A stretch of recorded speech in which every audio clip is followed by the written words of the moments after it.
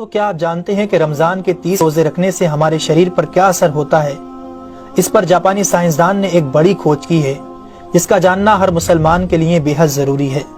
جاپانی بایولوجسٹ یوشونوری اشومی ایک سائنسدان ہیں جن کو 2016 میں میڈیسن پر نوبل پرائز دیا گیا۔ ان سے جب پوچھا گیا کہ آپ نے کون سی ایسی چیز بنائی ہے جس کی بنا پر آپ کو دنیا کا سب سے بڑا انعام نوبل پرائز دیا جا رہا ہے، تو انہوں نے کہا تھا کہ میں نے کینسر کی ممکنہ دوا کھوج لی ہے، اور اس بات پر دنیا نے بڑے پر انداز میں ان کی کاوش کو سراہا اور مبارکباد دی گئی۔ اس کے بعد ڈاکٹر یوشینوری اشومی نے کہا کہ میں نے کینسر کی دوا نہیں بلکہ کینسر سے بچاؤ کا حل تلاش کر لیا ہے۔ تو لوگوں نے ان سے پوچھا کہ بتائیے ایسا کیا جائے کہ کینسر جیسے خطرناک مرض سے بچا جا سکے؟ تو انہوں نے کہا کہ جب ہم بھوکا رہتے ہیں تو ہماری باڈی میں موجود غذائیت ختم ہونے لگتی ہے، جس کی وجہ سے جسم بھوک محسوس کرتا ہے۔ اگر اس بھوک کے دوران جسم تک کھانا نہ پہنچے تو ہمارا جسم بھوک کی شدت کی وجہ سے اپنے اندر موجود ان زہریلے سیلز کو کھانا شروع کر دیتا ہے جو کینسر کا سبب بنتے ہیں۔ اس عمل کو میڈیکل کی لینگویج میں آٹوفیگی کہا جاتا ہے۔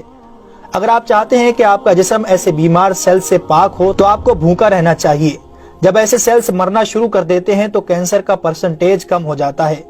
اس کے بعد جاپانی سائنسدان سے پوچھا گیا کہ انسان کو سال بھر میں کتنے دن بھوکا رہنا چاہیے کہ اس میں کینسر نہ پایا جائے؟ تو انہوں نے کہا کہ اگر 20 سے 25 دن کم سے کم اور 9 سے 10 گھنٹے بھوکا رہا جائے تو اس کی باڈی ایسے تمام زہریلے سیلز کو کھا جائے گی اور اس میں کینسر نہیں ہوگا۔ اے میرے پیارے رب کریم، آج ہمیں سمجھ آیا کہ مومن پر روزے کیوں فرض کیے گئے، اور آج مجھے اس احادیث پاک کی بھی سمجھ آ گئی جس میں آپ صلی اللہ علیہ وسلم نے فرمایا کہ ہر شے کی زکوٰۃ ہے اور جسم کی زکوٰۃ روزہ ہے۔ سبحان اللہ! میں قربان جاؤں ایسے سچے دین پر جس نے عبادت کے اندر بھی بیماریوں کا علاج رکھا ہے۔ دوستو، اسلام وہ دین فطرت ہے جو زندگی کے ہر شعبے میں راہ اعتدال کی تعلیم دیتا ہے۔ اس لیے آج نہ صرف مغرب میں زیادہ کھانے کو ناپسند کیا جاتا ہے بلکہ اسے انسانی صحت کے لیے بھی نقصان دہ سمجھا جاتا ہے۔ اللہ تعالیٰ نے اپنے پیارے محبوب حضرت محمد صلی اللہ علیہ وسلم پر وحی نازل فرمائی، کھاؤ پیو اور حد سے نہ بڑھو، بے شک وہ حد سے بڑھنے والوں کو پسند نہیں فرماتا۔ اس کے علاوہ حضرت ابو ہریرہ رضی اللہ تعالیٰ عنہ سے روایت ہے کہ رسول اکرم صلی اللہ علیہ وسلم نے ارشاد فرمایا، کھاؤ پیو اور پہنو اور خیرات کرو بغیر فضول خرچی اور تکبر کیے۔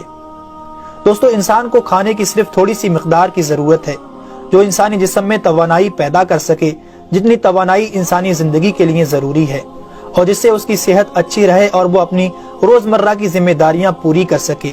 انسانی جسم کو جتنا کھانے کی ضرورت ہے اس سے زیادہ جسم میں داخل ہونے والا کھانا چربی بن جاتا ہے، جس کی وجہ سے انسان کا جسم بڑھ جاتا ہے، اس کی رفتار سست ہو جاتی ہے اور وہ بہت زیادہ تھکن محسوس کرنے لگتا ہے۔ اس کے علاوہ انسانی جسم بہت سے امراض کا شکار بھی ہو جاتا ہے۔ اسی لیے اللہ تعالیٰ نے روزے فرض کیے تاکہ 11 مہینوں کے دوران کھانے پینے کی بے احتیاطی کا ازالہ ہو سکے۔ قرآن پاک میں اللہ تعالیٰ نے روزے رکھنے کا حکم ان الفاظ میں بیان فرمایا ہے، اے ایمان والو، تم پر روزے فرض کیے گئے جیسے کہ تم سے پہلوں پر روزے فرض کیے گئے تھے تاکہ تم پرہیزگار بن جاؤ۔ دوستو، قرآن مجید میں بیمار اور مسافر کے لیے روزے مؤخر کرنے اور جو روزہ نہ رکھ سکے ان کے لیے فدیہ ادا کرنے کا حکم دیا ہے۔ اس کے بعد روزہ رکھنے کی حکمت ان الفاظ میں بیان فرمائی، اور تمہارے لیے روزہ رکھنا ہی بہتر ہے اگر تم جانتے ہو۔ دراصل یہاں یہ بتایا گیا ہے کہ اگر تم موجودہ علم کو سمجھتے ہو تو تمہارے لیے بہتر یہی ہے کہ تم روزے رکھو، کیونکہ روزہ اپنے اندر بے شمار روحانی، نفسیاتی اور طبی فائدوں کو رکھتا ہے۔ روزے کی طبی افادیت کی طرف نہایت مختصر مگر جامع اشارہ نبی اکرم صلی اللہ علیہ وسلم نے ان الفاظوں میں بیان فرمایا، روزے رکھو اور تندرست ہو جاؤ۔ اللہ رب العالمین ہم سب کو اس مہینے میں زیادہ سے زیادہ نیکیاں کرنے اور سارے روزے رکھنے کی توفیق عطا فرمائے، آمین ثم آمین۔ تو کیا آپ جانتے ہیں کہ رمضان کے